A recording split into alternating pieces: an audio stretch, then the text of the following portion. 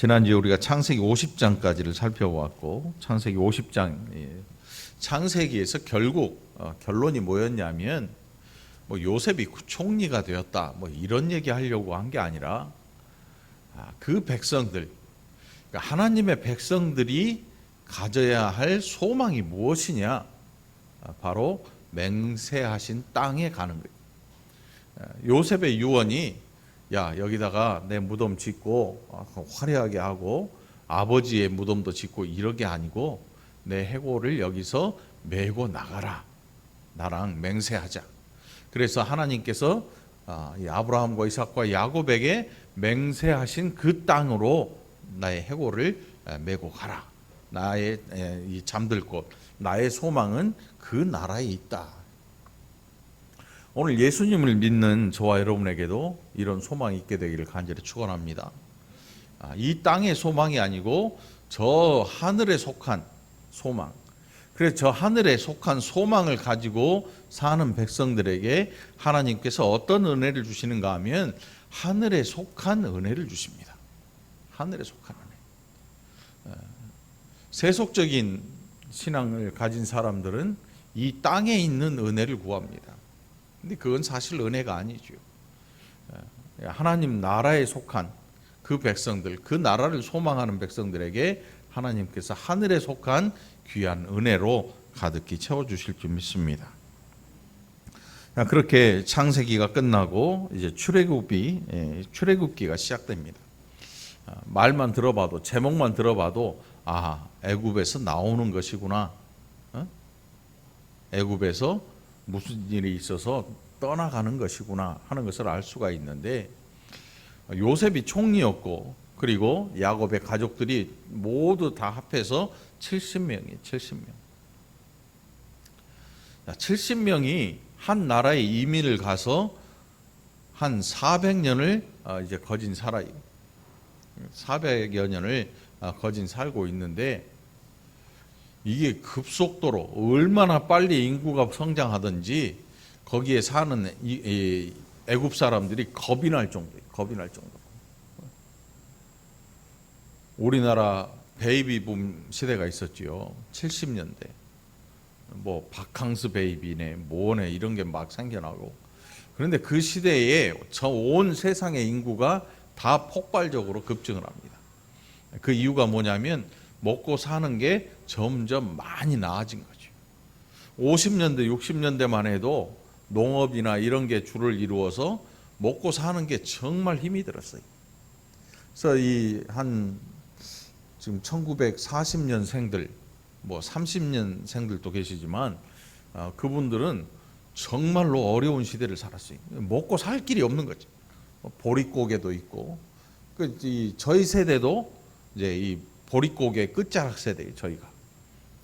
그래서 먹고 사는 일이 너무 힘들어서 자식을 다른 집에 보내서 월급 안 줘도 좋으니까 얘 먹여만 주시오, 일 시키고. 이런 일들이 비일비재했습니다. 서울에 시골에 있는 이 어린 딸들이나 아들을 서울로 무조건 보내서 밥만 먹여주면 가서 일하게 하는 이런 일도 숱하게 많이 있었지요. 그러다가 공업화가, 산업화가 되면서 인구가 폭발적으로 늘어납니다. 그게 우리 세대, 베이비 붐 세대. 아이들이 막 한 집에 4명, 5명, 많게는 12명, 9명. 제 동기 목사님네도 보면 11명, 아들 9명, 딸 2, 이런. 아니면 딸만 7명, 아들 낳으려고 끝까지 낳았는데 딸만 7명, 마지막에 아들 하나. 이런 집들이 비일비재했습니다. 그 인구가 폭발적으로 막 증가한 거죠. 그런데 그걸 보고 겁내는 사람은 없을 거예요. 그런데 겁내는 사람들이 있었습니다.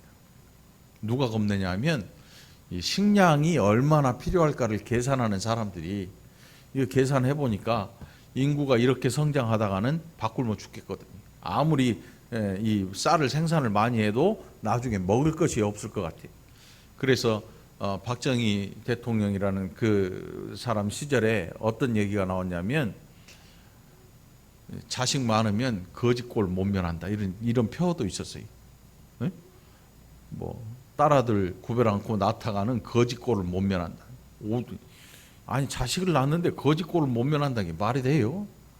그런 말이 있을 정도로 먹고 사는 일에 이제 걱정이 앞서기 시작하는 거죠. 그래서 낳지 못하도록 별 수단과 방법을 가리지 않고 낳지 못하도록 했어요. 중국이 인구가 12억. 중국 사람도 자기들이 진짜 12억인지 아닌지 알지 못해요. 다 셀 수도 없어요. 그런데 지금 걱정거리가 생겼어요. 인구가 급격히 감소하고 있어요.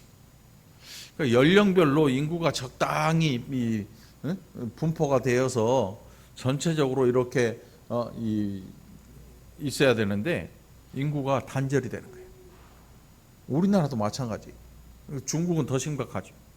그 엄청난 땅을 움직일 수 있는 힘이 누구한테 있냐면 사람한테 있거든요. 경작을 하든지 뭐 일을 하든지. 중국이라는 나라가 사람이 많기 때문에 지금 이 강대국이 된 거지요. 사람이 인구가 많아서. 그런데 인구 절벽 현상이 일어나요. 걱정이 태산이죠. 여태껏 한 명만 낳으라고 그래요. 그러니까 사람들이 딸이면 소리 소문 없이 어떻게 해버리고 아들을 낳으려고 난리를 피다가 지금 이 지경까지 온 거예요. 그래서 다시금 다자녀 정책을 펴는데 이제 젊은 애들이 안 낳아. 중국뿐이 아니라 우리나라도 마찬가지. 시골에 있는 중고등학교 다 문 닫아요. 없어요, 학생들이. 시골에 가면 어린아이 울음소리를 들을 수가 없어요. 아예 없어, 아예. 농촌의 청년 회장이 60살. 청년 회장이 제가 가면 청년 회장 하는 거예요. 청년이란 말이 무슨 뜻인지 아시지요? 그런데 제가 가서 청년 회장을 해야 돼요. 제가 가면 최연소 회장이 돼요. 최연소. 얼마만큼 인구가 이제 심각한가? 지금 그 얘기 하려는 게 아니고 애굽 사람들이 이 히브리 사람들을 보니까 겁이 나는 거야. 왜 겁이 나냐면 인구가 폭발적으로 늘어나. 폭발적으로. 이게 여태껏 애굽에는 많은 인구가 있었습니다. 큰 나라예요. 작은 나라가 아니에요. 70명이 들어와 가지고 겁먹을 만한 그런 나라가 아니에요. 그런데 애굽 왕이 이렇게 보니까 요셉이 죽은 이후에 다른 왕조가 일어나요. 요셉을 알지 못하는. 요셉이 애굽에 해줬던 그 엄청난 일을 왕조가 바뀌면서 새카맣게 까먹어요. 사람이 은혜를 까먹는 것은 순식간이지요. 엊그제 물에 빠진 사람 건져놨는데 지금 마치 자기가 잘나서 물에서 나온 것처럼 그렇게 생각하고 사는 그런 사람도 많아요. 그러니까 엊그제 입었던 은혜 그거 까먹는 건 순식간이지요. 왕조가 달라지면서 요셉을 알지 못하는 새 왕이 일어나고 그리고 나서 그 왕이 뭐라 그러냐면 허허 이것들 봐라 이거 안 되겠네 이런 생각이 드는 거예요. 인구가 얼만큼 빨리 이 증가를 했던지 여기 인구가 빨리 증가하려면 자식을 낳는 속도가 얼마나 빠르냐면 아이 하나를 낳고 최소 어느 정도 있다가 아이를 또 낳아요. 네? 적어도 1년 연년생이라 그러지 한 살 터울. 그런데 이게 빠르면 9개월 만에 아이 낳고 바로 9개월이 아니고 11개월 만에 아이를 낳는 그런 분들도 있대. 실제로 우리 캄보디아 선교사님 큰 따님하고 둘째 따님이 1년 차이가 안 나요. 11개월인가 그런데 차이가. 그러니까 큰딸 낳고 바로 또 아이가 생긴 거죠. 이 인구가 기하급수적으로 느는 거예요. 그걸 보고 있으니까 겁이 나는 거죠. 뭐 자녀가 한두 명이 아니에요. 우리가 보듯이 야곱이 4명의 여인으로부터 12명의 아들을 보잖아요. 딸 하나하고. 근데 그 아들들이 또 번성하기 시작하는데 이게 뭐 말할 수 없이 빠르게 번성하는 거예요. 쥐라고 하는 게 왜 위험한가 하면 기하급수적으로 번식을 해요. 그런데 이 쥐라는 이 짐승이 그냥 무조건 기하급수적으로 번성하는 게 아니고 먹고 살만 하면 사정없이 늘어나 버려요. 그리고 야 이거 먹고 살기 힘들겠다 하면 자기들이 알아서 감소를 시켜요. 그래서 수량을 조절을 하는 거죠. 아마 요셉이 죽은 이후에 애굽에 살고 있는 이 히브리 민족, 야곱의 후손들이 말이에요. 먹고 살만 했던 것 같아요. 그러면서 인구가 기하급수적으로, 요즘 젊은이들은 애 안 낳잖아요. 애 왜 안 낳아요? 아직 멀었어요. 아직 준비 안 됐어요. 왜 하나 더 낳지? 싫어요. 힘들어요. 키우기 힘들어요. 뭐 이렇게 해서 하나, 둘, 많으면 둘, 뭐 보통 하나. 근데 그 당시에 먹고 살기 힘들었으면 아이를 낳을 생각을 안 했을 거예요. 아마도 요셉 이후에 그 사람들이 애굽에서 목축업을 하고 이런 일들을 하면서 아마 꽤 번성했던 것 같아요. 재물도 많아지고 물질도 많아지고 그러면서 인구가 점점 늘어가는데 누군가 보기에 겁날 정도로 늘어나는 거예요. 겁날 정도로. 겁날 정도로 늘어나. 그 애굽 왕이 어떤 일까지 했냐면, 야 아들을 낳으면 죽여버리고 딸 낳으면 그냥 키워라. 아들을 낳으면 또 자라나서 또 아이를 낳을 수 있으니까 아들을 낳으면 죽이고 딸은 살려라. 이 히브리 산파와 부하라는 여자한테 왕이 직접 불러다가 그런 얘기를 해요. 너 이 히브리 사람들이 아들을 낳거든 엎어서 죽이고 딸을 낳거든 그냥 살려라. 응? 그리고 아이를 낳은 집안에 있는 아들을 다 죽이는 거야. 그냥 낳으면 다 죽이라고 명령을 해요. 그러는 가운데 모세라고 하는 한 아이가 등장을 합니다. 우리가 잘 알고 있는 모세예요. 모세 이름의 뜻이 뭐냐면 물에서 건져냈다. 모세, 물에서 건졌다. 애굽 왕의 딸이 이 강에서 목욕하다가 모세를 집어넣은 그 상자가 둥둥 떠내려온 걸 보고 건져서 자기 양자로 삼아요. 그러니까 요즘의 양자 개념하고 그 당시의 양자 개념을 똑같이 생각하면 안 돼요.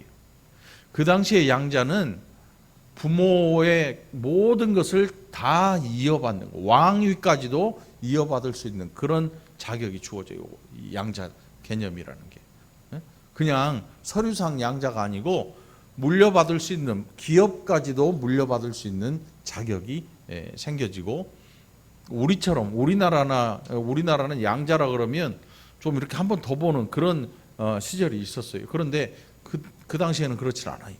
양자나 친자나 똑같아요.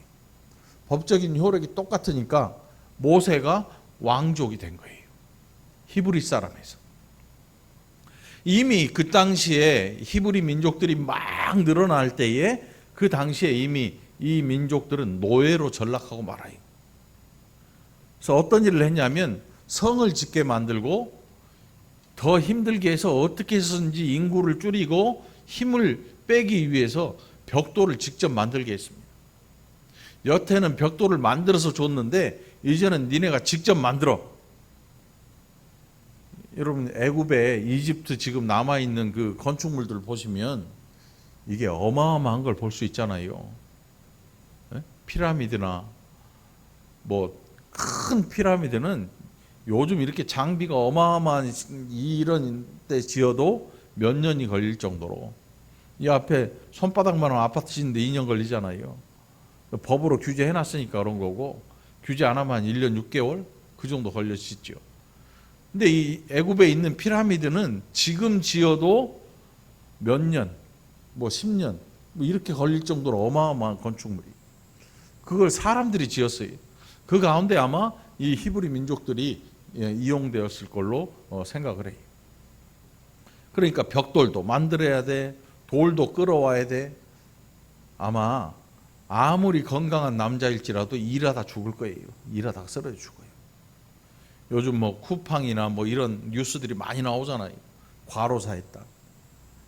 이 고대 그 히브리 사람들, 애굽에서 얼마나 중노동을 시켰던지 아마 과로사를 바라고 그렇게 시켰을 것 같아요. 어떻게 해서든지 인구를 줄이고 히브리 사람들의 힘을 빼기 위해서 노예로 전락시켜버린 거예요. 들어올 때는 자유자였는데 지금 400여 년이 흐른 지금의 노예가 되어버린 거죠.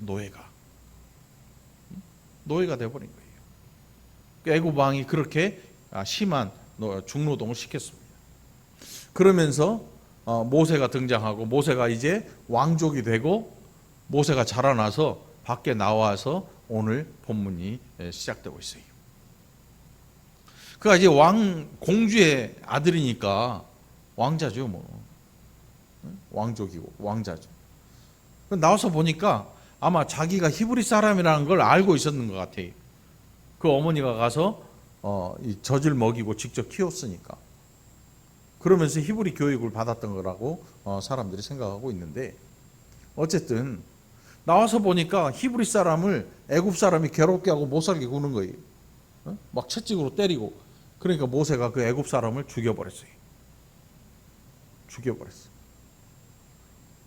우리 같으면 일제강점기 때 일본 순사 뭐 이렇게 어떻게 해가지고 우리나라 사람 구해줬다. 그러면 사람들이 잘했다.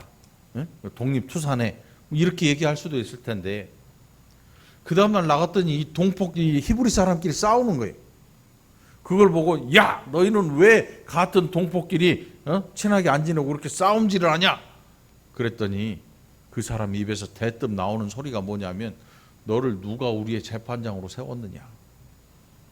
애굽 사람 죽였듯이 우리도 죽이려고 그러느냐?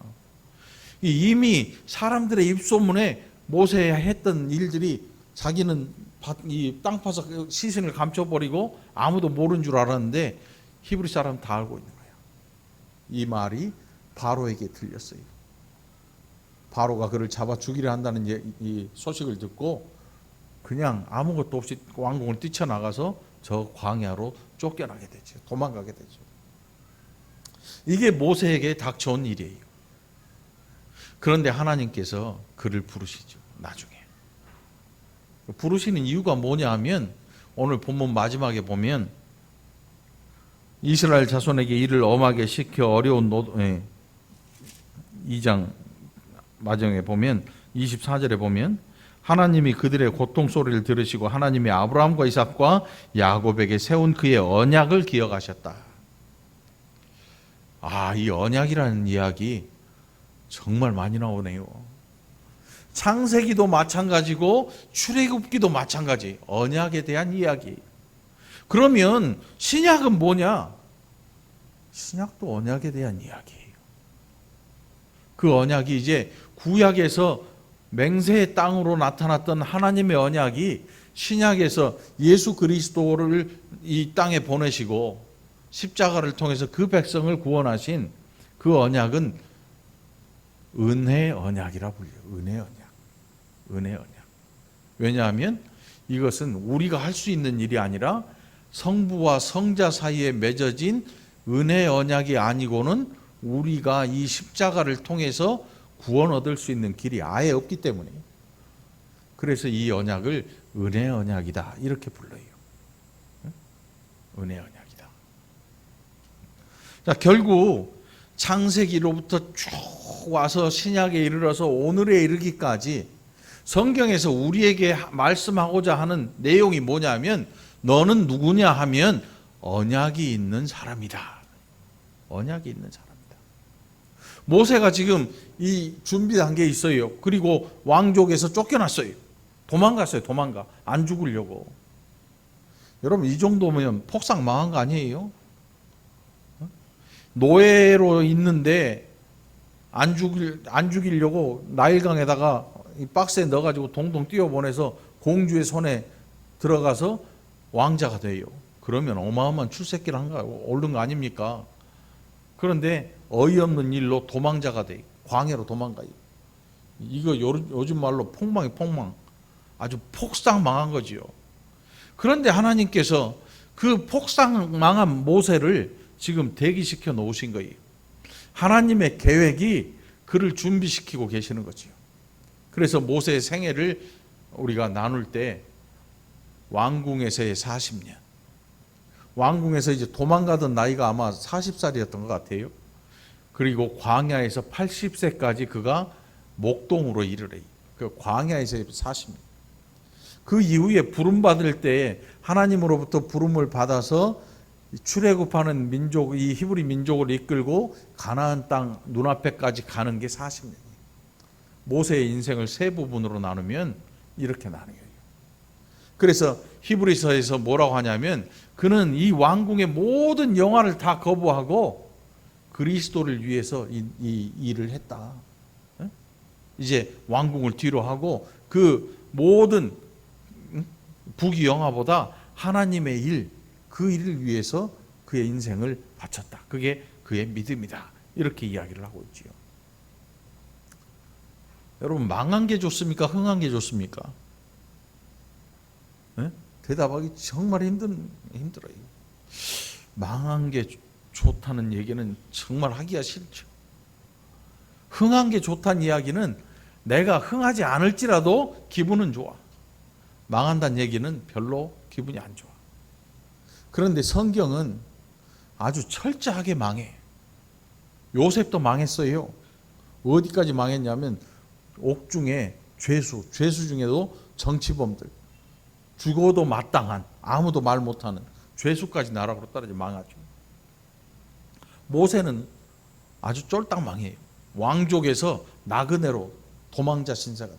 쫄딱 망해. 모세가 광야에서 40년 살면서 두려워한 게 있어요. 그게 뭐냐면 바로가 사람들 보내서 자기 찾아서 죽일까 봐 이게 두려워요. 그런데 나중에 바로가 죽었다는 소식이 들려오지요. 그제서야 이제 한시름 놓고 광야에서 생활해요. 결국 망하든 흥하든 그거는 하나님의 일하고 관련 없고 하나님의 일에 부르심을 입은 자들이 얼마만큼 언약 백성으로 사느냐. 예수를 믿는데 예수 믿고 사업이 잘 되냐 못 되냐, 건강하냐 안 하냐, 자식이 잘 되냐 아니냐, 이게 문제가 아니고 언약 백성으로 불리운 그 백성들이 어떻게 이 언약을 가지고 살아가느냐 하는 것이 성경에서 보여주는 내용입니다. 그런데 우리는 이것을 그렇게 바라보지 않고 다르게 봐요. 이렇게 하면 이렇게 좋고 이렇게 하니까 이런 복을 주시더라, 막 이런 얘기를 막 해요. 그래서 사람들이 그런 일에 열광을 해요. 엄마가 산에 가서 기도원 가서 100일 동안 기도를 했더니 애가 시험을 잘 봐가지고 좋은 대학에 갔더라. 그 기도원 가면 애가 학교 잘 간다더라. 뭐 별소리가 다 돌아요.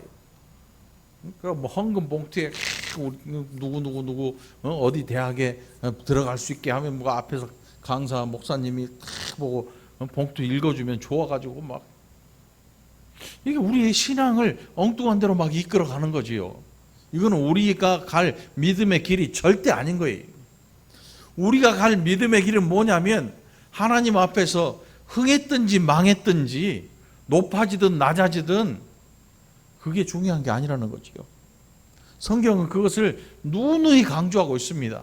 야야, 너 망한 거, 흥한 거 그게 중요한 게 아니고 네가 흥했을 때나 망했을 때 어떻게 내가 준 그 나라를 가지고 있느냐, 그 나라를 어떻게 사모하고 소망하고 이 땅에서 그 나라를 어떻게 누리고 살아가느냐, 그것을 내가 이야기하고 있는 거야 라고 하나님께서 말씀하고 계시는 거죠.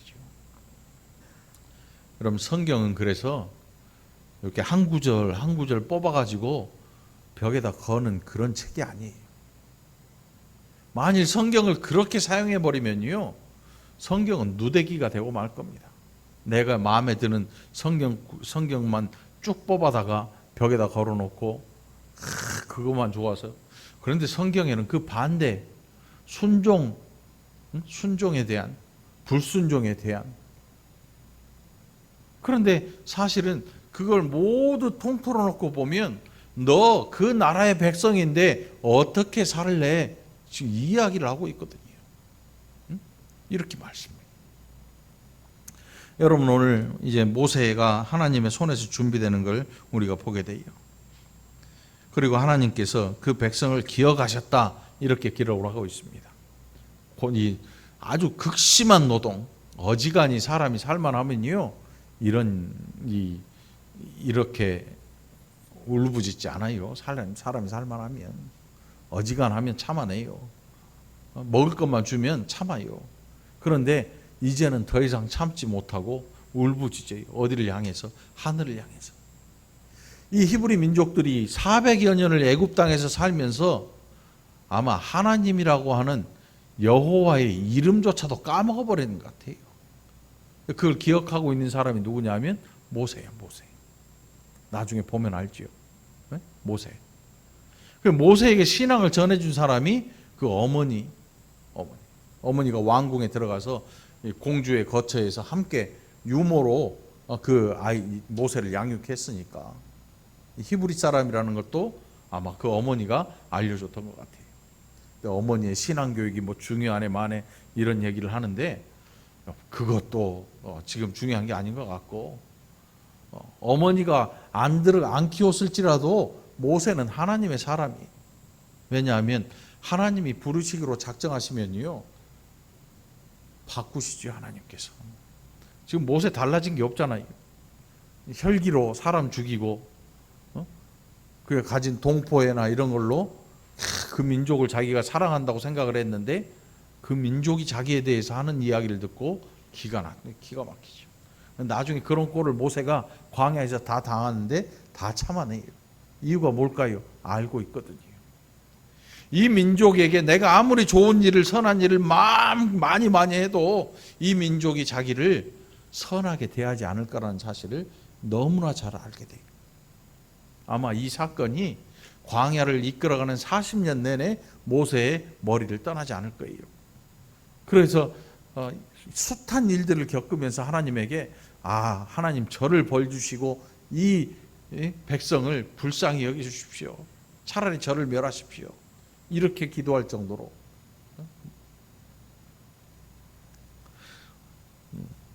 애굽 왕이 죽고 이스라엘 자손은 고된 노동으로 말미암아 탄식하며 부르짖으니 그 고된 노동으로 말미암아 부르짖는 소리가 하나님께 상달되었다. 그리고 거기에서 마지막 절에서 하나님이 이스라엘 자손을 돌보셨고 하나님이 그들을 기억하셨다.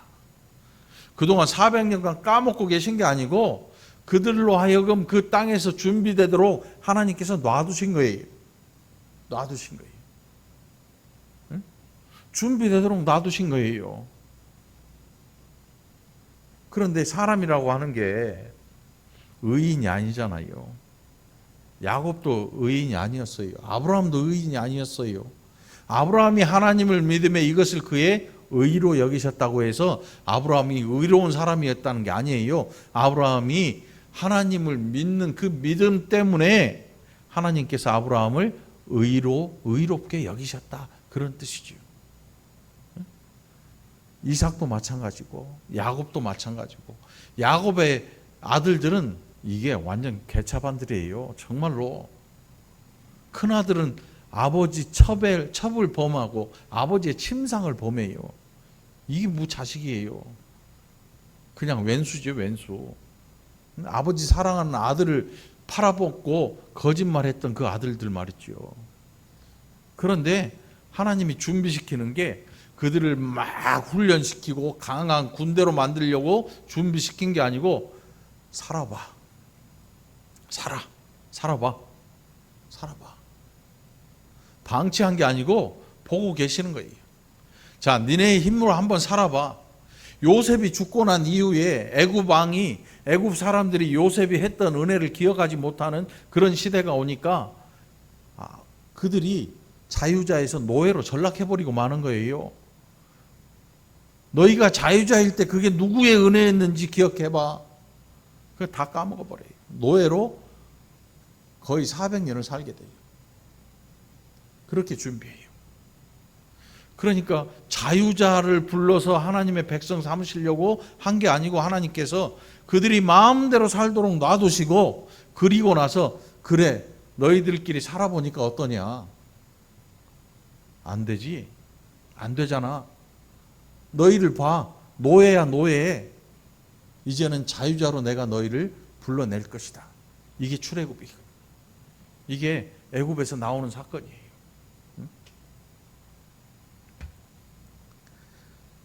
한 영웅적인 사람을 쫙 성경에서 뽑아내가지고 이 사람을 연구할 그런 일로 성경을 주신 게 아니거든요. 그러니까 모세도 망했어요. 히브리 민족도 망했어요. 노예가 돼버리고 말았어요. 완전히 망해도 폭삭 망했어요. 그런데 그때가 하나님께서 일하시는 시작이에요. 우리는 흥한 걸 좋아하고 망한 걸 부끄러워하는데 하나님은 그 백성이 망했을 때 하나님이 일하기 시작하시는 거죠. 여러분, 하나님 앞에서 망한 것 여러분 부끄러워하지 않게 되기를 축원합니다.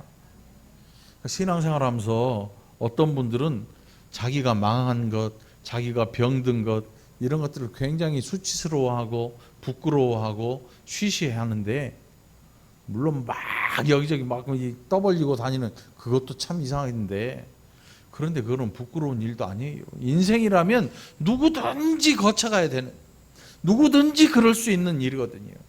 누구라도. 예수 안 믿는 사람은 마찬가지고 예수 믿는 사람은 더하면 더 했죠. 망하든지 흥하든지. 그런데 그게 상관이 있는 게 아니야. 중요한 것은 언약 백성이냐, 너 언약 백성이냐 하나님께서 물어보실 때, 네 하나님, 저는 지금도 언약을 기억하고 삽니다. 지금도 십자가의 은혜를 기억하고 삽니다. 이렇게 망해버렸어도 저는 하나님 백성인 것을 믿습니다.